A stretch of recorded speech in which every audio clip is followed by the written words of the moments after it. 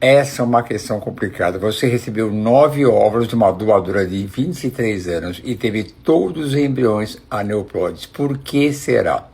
Eu posso falar pelas nossas doadoras do IPGO, todas fazem o exame de cariótipo, então todas não têm nenhum fator que possa aumentar essa possibilidade. E quanto à parte masculina? Aí depende, se o seu marido pesquisou o cariótipo dele, se ele fez o exame de fragmentação do DNA do sêmen, tudo isso pode aumentar essa incidência. Por isso, normalmente, em todos os lugares do mundo, não é uma recomendação fazer biópsia embrionária em uma mulher de tão pouca idade, mas é um direito seu e pode acontecer. E aí vem todas aquelas reflexões. Por que será? Porque pode acontecer. Estatisticamente, pode acontecer. É muito frustrante. São coisas da vida e é por esse motivo que não costuma ser a recomendação nesses casos.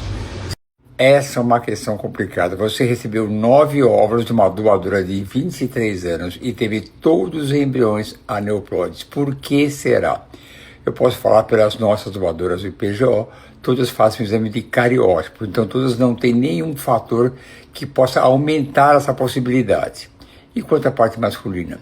Aí depende, se o seu marido pesquisou o cariótipo dele, se ele fez o exame de fragmentação do DNA do sêmen, tudo isso pode aumentar essa incidência. Por isso, normalmente, em todos os lugares do mundo, não é uma recomendação fazer biópsia embrionária em uma mulher de tão pouca idade, mas é um direito seu e pode acontecer. E aí vem todas aquelas reflexões. Por que será? Porque pode acontecer. Estatisticamente, pode acontecer. É muito frustrante. São coisas da vida e é por esse motivo que não costuma ser a recomendação nesses casos. E aqui eu vou repetir uma coisa que eu falo frequentemente, estou colocando no meu e-book aqui, sobre um item do meu e-book que tem o nome de Castelos de Areia sobre a biópsia embrionária, mostrando vários artigos de falsos positivos, pacientes que receberam o embrião aneuploide e tiveram filhos normais. Um outro capítulo que mostra que mulheres que fazem biópsia embrionária com menos de 40 anos têm uma chance menor de implantar o embrião. Não é uma recomendação. Eu estou colocando aqui o e-book para ver essas publicações que não são minhas, são publicações do mundo que estão publicadas no PubMed e é de conhecimento de todos. Será que é necessário fazer biópsia embrionária numa doadora se não houver nenhuma outra causa masculina para isso? Reflexão. Aí uma decisão de cada um. Essas perguntas são complexas e é difícil responder. Se eu transferiria um embrião que não expande, fica reduzido, ele tem uma chance menor de engravidar. Aí vem a pergunta, mas é impossível?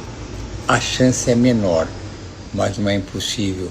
Vai jogar fora, vai descartar ou vai dar uma chance para aquele embrião? Não dá para responder assim de modo genérico, eu faria isso.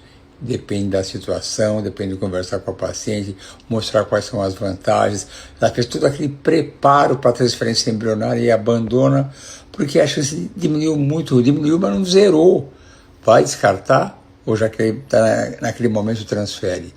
Eu não posso opinar uma situação que eu não estava presente e não conheço o seu jeito de pensar. Eu sempre converso muito com a paciente nessas situações mais complexas para dividir as decisões. Tem a decisão médica, sim, mas tem a decisão pessoal. Você quer saber qual a taxa de sucesso em um tratamento de ovodoação quando a paciente recebe um embrião de top quality, um bom embrião de 3BB para cima, 4A, 5AB, 5BB, 5A. A nossa média é 70%, 72%, é a nossa taxa média de gravidez mensal para as nossas receptoras. Nossa, de paciente sabida, pergunta de alto nível. O que eu prefiro num caso que eu não crescer nos folículos, se eu prefiro o PRP, que é algo que não é considerado ainda aprovado pelo CRM, ou finerenone, que eu vou investigar nesse caso qual o grau de fibrose do ovário, primeiro isso, que eu faço através da elastografia, que eu já comentei aqui, mas uma coisa que pouca gente faz, e são poucos médicos que fazem a elastografia para o ovário. Se faz para fígado, para outros órgãos, mas para o ovário é muito pouco. E aí eu posso escolher um ou outro, aí eu tenho que conversar com a paciente. O PRP do ovário é complexo, porque não é uma coisa regulamentada, que tem suas chances pequenas também de 20%, vou calcular assim, de sucesso, eu consegui embrião euploide, nesses casos de mulheres mais velhas. Eu não posso te responder isso porque não tenho dados suficientes, mas os dois são ótimas opções. E se alguém quiser saber mais algum detalhe sobre essa parte de insuficiência ovariana e tratamentos complexos para quem tem uma fibrose ovariana aumentada, quais são os principais exames que avaliam isso, quais são os principais tratamentos, eu estou colocando aqui o link desse artigo que eu escrevi sobre esse assunto. Quem tiver mais interesse, estou colocando aqui. Eu adoro esse tipo de pergunta. Uma paciente de 44 anos e com uma adenomiose pequena, incipiente, pergunta se é possível engravidar naturalmente. E a minha resposta é, para Deus, nada é impossível. Tudo pode acontecer, mas você vai estar sujeita a alguns riscos. Em primeiro lugar, tendo uma gravidez com problemas cromossômicos, que pode levar a um aborto ou o nascimento de uma criança com alterações cromossômicas graves. E mesmo que você fale, mas eu aceito se Deus mandar, mas eu me preocupo com o futuro desse adulto, porque você vai morrer um dia e quem vai cuidar?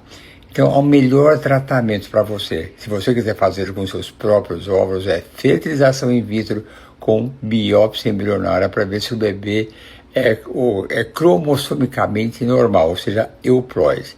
E aí você transfere o embrião. A chance é pequena, mas é uma gravidez muito mais segura e por isso que eu recomendo não faça uma gravidez ou não tenha uma gravidez espontânea nessa fase da vida. E tem que...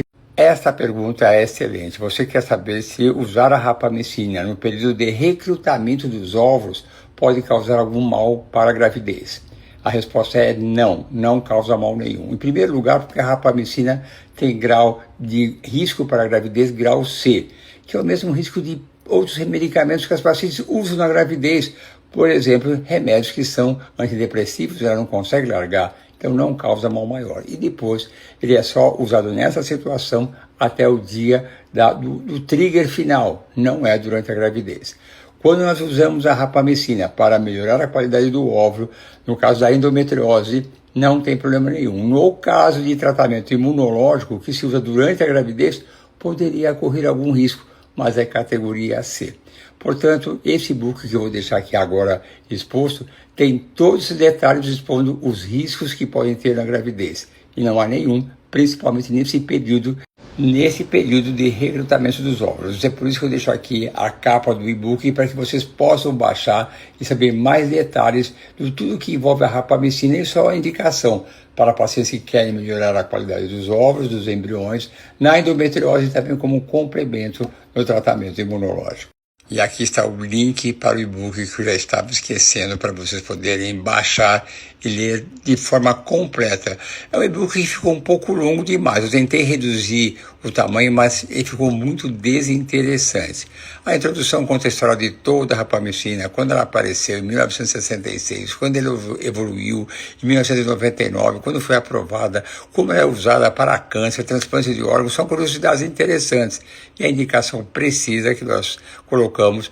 E nesses casos, pacientes que querem melhorar a qualidade do óvulo, para endometriose e como complemento no tratamento imunológico. Doença de Crohn é uma doença autoimune e doença autoimune sempre é um grande atrapalhador para a implantação embrionária. E quando nós temos doenças autoimunes, é muito comum ela vir acompanhada de outras doenças autoimunes. É muito comum você observar a doença de Hashimoto. Cedo ou tarde aparece alguma outra doença. Tem que tomar cuidado, não é fácil, mas tem solução, você pode e vai engravidar, mas exige uma certa cautela e cuidados na hora da transferência embrionária e se avaliar qual o melhor tratamento imunológico para você e quais outras doenças imunológicas podem estar associadas. Não é fácil, mas tem solução. Temos o embrião euploide, conjugando o tempo verbal, como você falou, temos. E você está ansiosa pela nossa consulta dia 11 de maio. Eu também estou ansioso. Eu acho uma maravilha ter um embrião euploide. Aliás, eu gosto um pouco mais quando tem 2 e muito mais quando tem 3. Mas tendo um já é uma grande vitória. Estaremos juntos dia 11 de maio fazendo a programação para a transferência embrionária. Pergunta excelente. O seu marido tem uma fragmentação do DNA do sêmen altíssima. Provavelmente é superior a 30% e só o Alzheimer não dá conta. Então aqui o melhor caminho é a punção testicular, não é nem pedra não, é punção testicular ou banco de sêmen. essa conversa para ter com o seu marido. Porque tem homem que não é corajoso, vai funcionar o testículo, eu prefiro abandonar, já pega o banco de sêmen. Se você falar ainda o que é melhor, o ideal seria o sêmen que já passou pela própria maturação, porque quando vem do testículo ele pode não ter uma fragmentação elevada, mas vai estar imaturo. O banco de sêmen não vai ter fragmentação e vai ter espermatozoides mais maduros. Se é para escolher resultado, banco de sêmen. Agora, uma conversa entre você e seu marido, eu não consigo resolver. Estou colocando aqui também um link sobre a fragmentação do DNA do sêmen, um artigo que eu escrevi, que eu explico todas as implicações da fragmentação elevada do sêmen, como aumento de abortos, aumento de malformações cromossômicas e até aumento da incidência de eclâmpsia na mulher, para ter uma ideia como é importante. Então, nesses casos, como foi citado, uma altíssima fragmentação.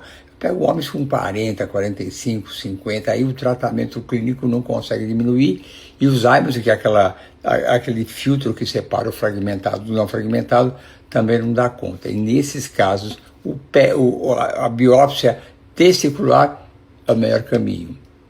Muitos homens não aguentam esse tranco, mas é o melhor caminho. Estou pondo aqui agora o link desse artigo que eu escrevi. Vou falar uma coisa, aqui tem várias perguntas, mas quando vejo o seu nome aqui, eu faço questão de comentar. Continuo com a fé, porque eu também tenho fé. E, dando tudo certo, o seu caso não é fácil, você sabe disso. Nossa, eu vou comemorar tanto, eu não. Toda a clínica IPGO vai comemorar. Muita fé, estarei ansiosamente esperando por esse resultado. Não só eu, não. Todo mundo. Nossa, que alegria. Que alegria. Dando tudo certo, né? Nossa, sensacional. Fé. Não, essa não. Você usar Monjaro após a coleta para diminuir a endometriose. Eu vou falar uma coisa. O Monjaro tem realmente um efeito positivo na endometriose. Mas por que tem? Porque ele diminui a resistência à insulina, que é bom para emagrecer, para todos os detalhes você já sabe. Mas quando diminui a resistência à insulina, também diminui a inflamação causada pela endometriose. Então diminui a dor e você reduz também o fator inflamatório exagerado da endometriose. Mas não é uma recomendação habitual. Se você tem endometriose, tem tratamentos clínicos muito mais eficientes e objetivos para melhorar isso. Monjaro, só se você quiser usar para perder peso, aí pode ser, mas não especificamente para isso, porque ele reduz a resistência à insulina, diminui a inflamação e é bom, mas não como primeira escolha. Não, aí não. Sim, é bom, não é exatamente a fórmula que eu uso, mas acho excelente. Pode usar que você está com uma boa estimulação para as suas mitocôndrias, está muito bem amparada e também está acumulado anti-inflamatório, também que é bom. Então, a resposta é ótimo, excelente. Transporte de embriões de uma clínica para outra, independente da distância, é muito seguro, porque eles estão congelados. E quem transporta são empresas especializadas em transportar material biológico.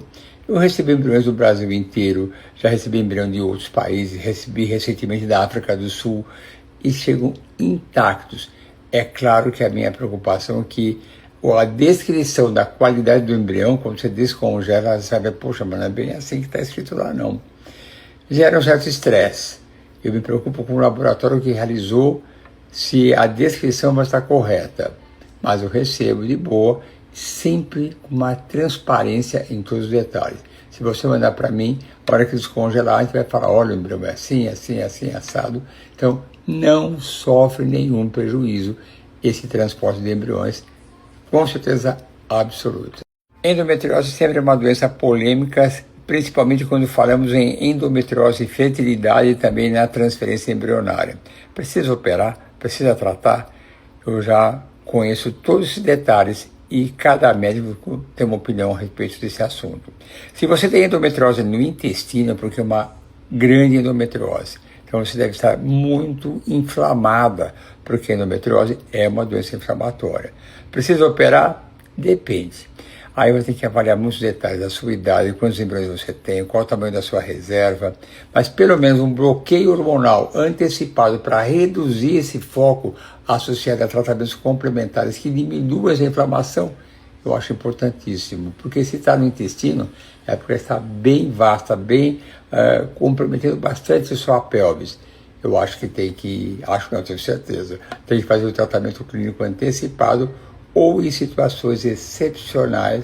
Quando eu falo em situações excepcionais, eu faço cirurgia porque, como exemplo, uma paciente que tem uma idade avançada, vai ser receptora, eu não sou mais preocupado com a reserva ovariana dela, tem dor, sofre com dor, tem muita cólica, por que não operar? Opera a endometriose, melhora a qualidade de vida dela, diminui o processo inflamatório na pelvis e aumenta a chance de engravidar.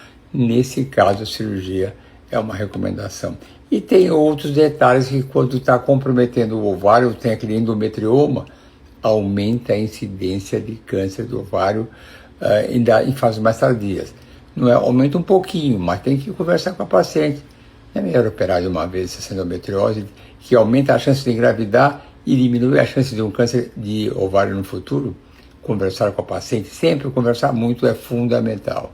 Endométrio fino é um dos maiores desafios da medicina reprodutiva, é sempre complicado. Existem várias alternativas. Em primeiro lugar, por que ele é endométrio fino? Fez amil, fez curetagem anterior, tem endometrite, foi investigado, tem adenomiose, foi investigado. Depois de toda essa investigação, o que pode se fazer?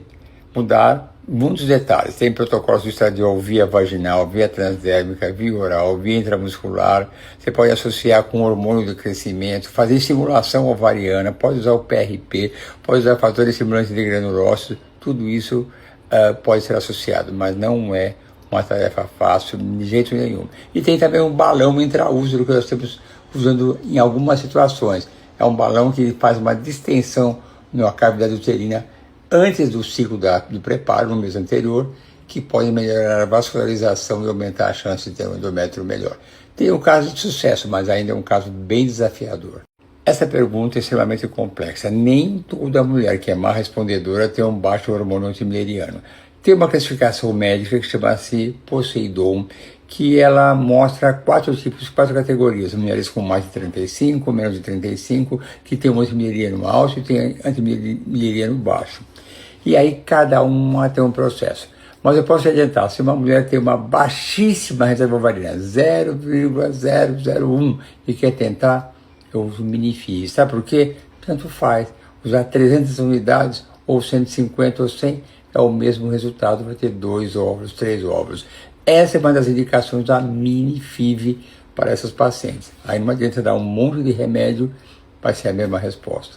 São pequenos detalhes que fazem uma grande diferença. Estou colocando aqui agora a classificação de Poseidon. Nem eu sabia, que eu já escrevi sobre isso. Eu fui checar no site do IPGO, onde está tudo aquilo que eu escrevo, e botei IPGO Poseidon, que apareceu um texto explicando que essa classificação é uma linguagem bem fácil de compreensão, que é para o público leigo, que não é público médico, explicando o que é cada um. Estou deixando aqui um link para quem quiser entender por que mulheres podem ter um antimileriano alto e responder baixo, e de acordo com a idade. É bem interessante, tem um padrinho com 4 partes, já botei aqui, é só clicar, vai sair direto no artigo que eu escrevi. Você tem 44 anos, fez 6 fertilizações in vitro, que pelo que eu vejo foi com seus próprios óvulos. E aos 44 anos, após 6 filhos com seus próprios óvulos e nenhum resultado positivo, você me pergunta qual é o melhor caminho, se é com seus óvulos ou óvulo doadora?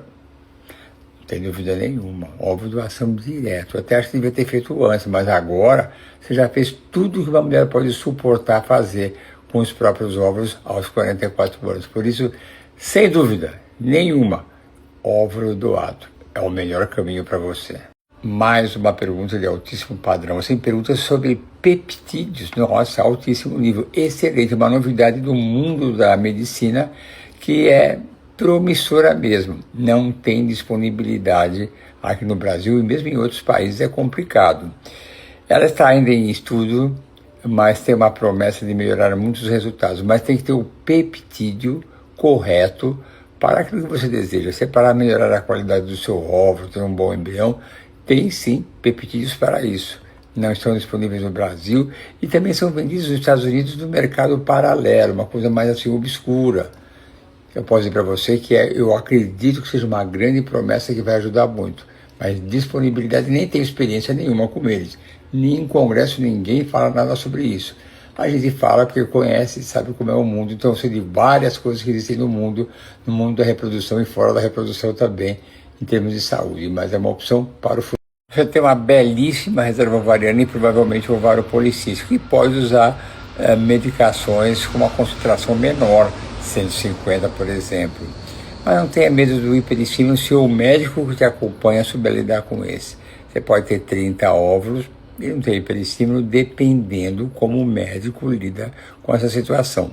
Mas você pode, com 150 unidades, ter uma resposta com esse mediano de 12, 14, 15 óvulos até.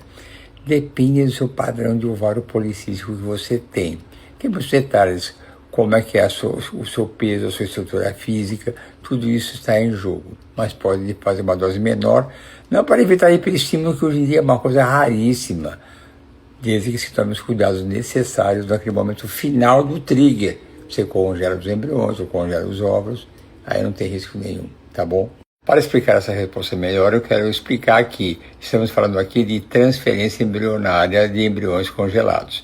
E aqui são as duas opções que foram colocadas. O ciclo medicado, quando nós damos um remédio para espessar o endométrio e deixar ele mais receptivo, através dessa medicação de estradiol, que pode ser transdérmica, via oral, injetável.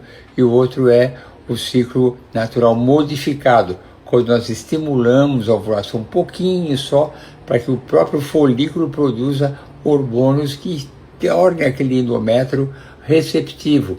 Aí, nesse caso, tem a vantagem de ser necessário menos hormônios. E também o ciclo natural modificado, ele pode melhorar o desfecho obstétrico. Ele não tem muita diferença no resultado final de teste positivo, mas o desfecho obstétrico ele pode ser melhor, porque diminui a chance de parto prematuro, hipertensão arterial, eclâmpsia e outras complicações. Portanto, a princípio, o ideal é o ciclo natural modificado totalmente natural, que é um pouco mais complicado para a paciente. E a importância maior é no desfecho obstétrico, evitando essas complicações de gravidez. Mas, se a paciente tiver alguma patologia, como por exemplo a adenomiose, que exige um bloqueio hormonal, aí não tem jeito. Aí tem que ser um ciclo medicado, porque a paciente está bloqueada e não consegue formar o seu endométrio naturalmente, nem com uma pequena estimulação é mais difícil. Então, cada detalhe é um caminho que deve ser tomado de acordo com a necessidade do paciente. Que alegria, que alegria! Essa maneira que você escreveu, positivo, positivo, dá para entender muito bem a sua felicidade e a minha também é muito grande. Não tem prazer maior no meu trabalho do que você ler e ouvir. Até eu estou ouvindo você falando pelas suas próprias palavras. E nada é tão bom quanto executarmos um trabalho que mostra o resultado. Resultado positivo é lindo. E como você falou, vamos agora observar a evolução. Acho bom ter o pé no chão. É muito desagradável a pessoa criar uma expectativa tão grande. Não é que eu sou pessimista, mas é como você, pé no chão. Vamos avaliar a evolução da sua gravidez com muita fé que tudo vai dar certo. Vai dar. Só para essa exclamação eu vou dizer, vai dar certo. Ah, vai sim. É muito comum algumas pessoas falarem que a gestação por ovulação é mais arriscada. Nós acompanhamos, eu acompanho, faço parte de pacientes que receberam óvulos doados. Mas há uma confusão, porque essas pacientes, uma grande parte delas, tem uma idade mais avançada. Então isso pode aumentar a incidência de diabetes gestacional, hipertensão, eclâmpsia, mas uma gravidez bem cuidada não atrapalha em nada. Se o seu caso é indicado a ovulação, vá sem medo e seja feliz. Esses detalhes que podem aumentar são facilmente contornados com um obstetra que tem experiência em obstetrícia de alto risco. Lá no IPJ nós temos várias assim e vai tudo muito bem. Quando é que eu uso o atozibana na transferência embrionária? Não é para todo mundo. Em primeiro lugar, o melhor exame para avaliar se tem contrações em excesso mais do que 3 por minuto é a ressonância Cinemax Display. Ele avalia muito bem a contratibilidade do útero. E aí pode ser uma indicação, mas não é qualquer lugar que faz esse exame, esse é o problema. Mas se ela tiver adenomiose ou alguns tipos de mioma, é uma boa indicação usar o atozibana, porque essas pacientes tendem a ter uma contratibilidade mais excessiva, mais forte e mais frequente, que pode atrapalhar a implantação. Eu dou é o atosiban e complemento com inibina também depois, ou com outras medicações que relaxam o útero. São essas indicações. Nós trabalhamos com ovo doação, temos óvulos congelados de doação de óvulos compartilhada, quando a paciente divide os óvulos dela para que ela engravide e doa uma outra parte, porque ela tem uma ótima reserva e problema do marido. Tem também óvulos doados de mulheres que trouxeram alguém para minimizar o custo dela. Ela doa para a nossa reserva de óvulos, não gosto de falar de banco de óvulos, é uma reserva. Tem pacientes também que ela mesma é uma receptora e está muito caro para ela, então ela traz alguém da família mais novinha, mais jovem, que tem todos os exames, todos. As doadoras voluntárias fazem todos os exames cariótipos, doenças infecciosas, em algumas situações até painel genético faz, quando houver necessidade para aquela determinada paciente. Então, não é uma doação compartilhada concomitante, que a gente divide meio a meio. Elas doam, a gente congela, porque o congelamento que nós fazemos tem resultados excelentes, iguais ao óvulo.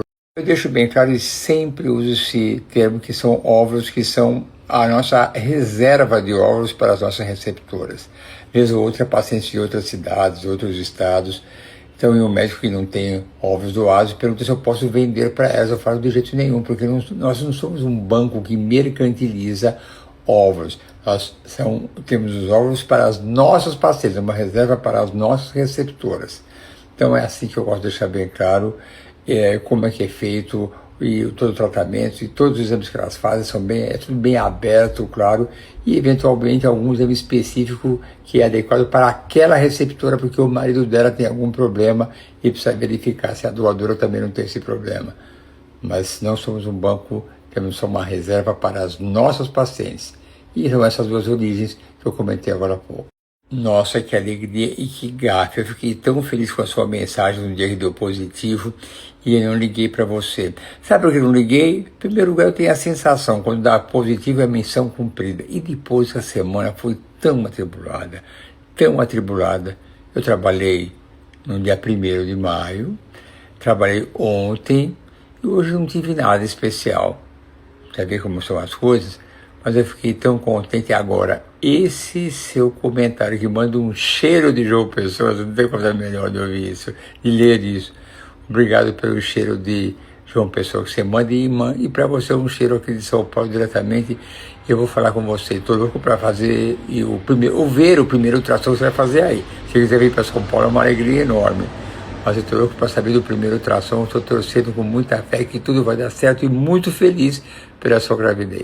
Você teve um braço aneuploide. Por que será que teve? Eu não sei a sua idade, não sei outros motivos. Mas você mostrou que seu marido tem um espermograma com uma fragmentação aumentada de 24%.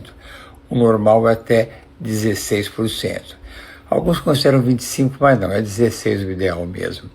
Então, se ele não tratou na hora da fertilização, se não fez o zymote, e eu gosto nesse caso de recomendar uma ejaculação precoce no dia anterior para limpar o sêmen, pode ser por causa da fragmentação, sem querer culpar ninguém, mas estou falando só que a fragmentação aumentada aumenta a incidência de malformação cromossômica, ou seja, embriões euploides.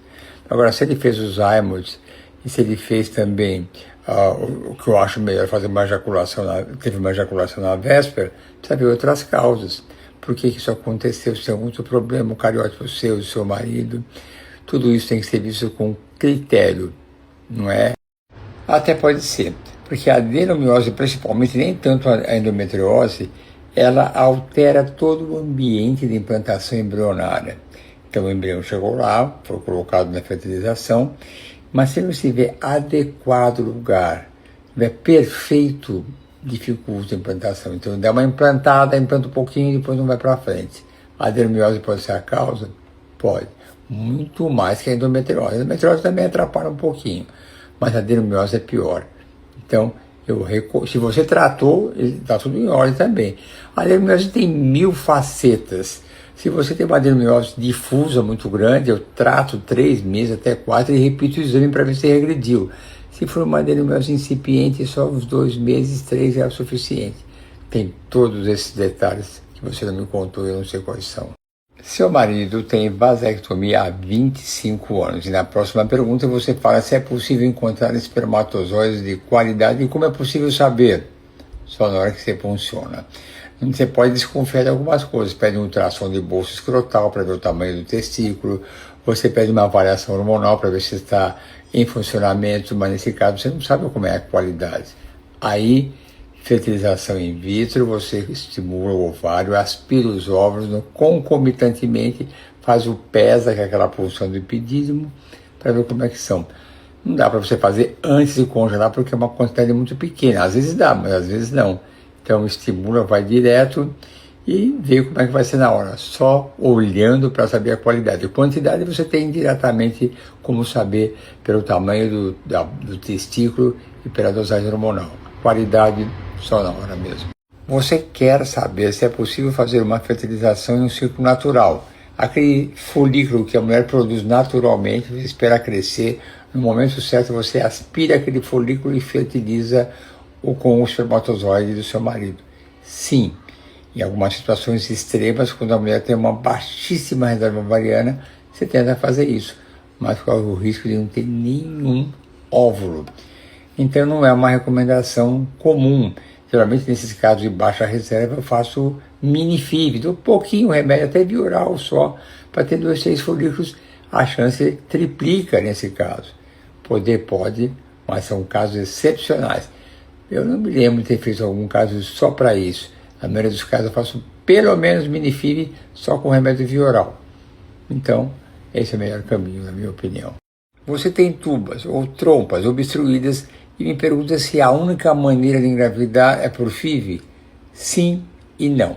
Se você for uma mulher com menos de 35 anos, tiver uma ótima reserva ovariana, não tiver mais nenhum problema de infertilidade, se o espermatozoide do seu marido for de boa qualidade, cariótipo normal, é possível fazer uma cirurgia para desobstruir as tubas e você ter uma chance de engravidar naturalmente a primeira vez, a segunda e a terceira. Mas se você tiver qualquer fator de infertilidade, não é uma boa indicação, aí vai para a FIV.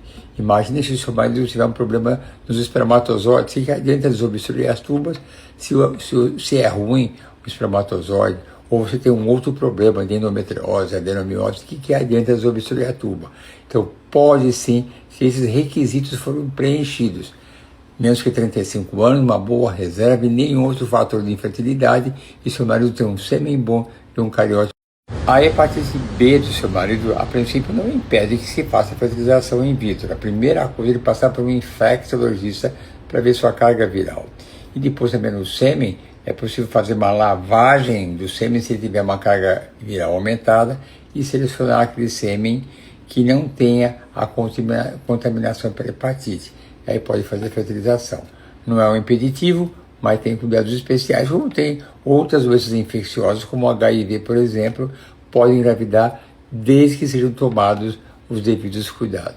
Você que está tomando Filgrastim, excelente, é uma recomendação, eu dou outras coisas também, e me pergunta até quando deve tomar. Isso é uma coisa meio constrangedora, porque você tem o seu médico, porque se você fosse minha paciente, você saberia a recomendação, mas normalmente até 9, 12 semanas no máximo, dependendo do caso.